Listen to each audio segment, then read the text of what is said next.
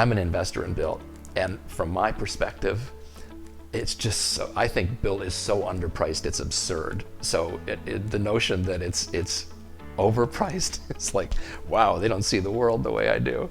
I think the only reason you would say that is if you didn't know how to measure the impact of the value coming in. And frankly, it's very hard. In product businesses, consumer product businesses, you're separated from the consumer by a retail channel, sales channel, and it's tricky to see all of the value that comes in by making the customer feel welcome and love your product. And some of the benefit actually accrues back to the retailer.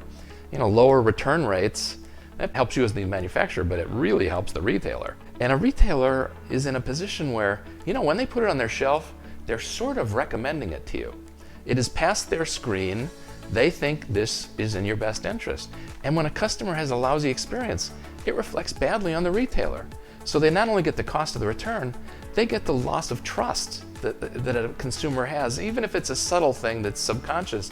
I don't think that highly of the retailer who puts a product on the shelf that didn't make my life better.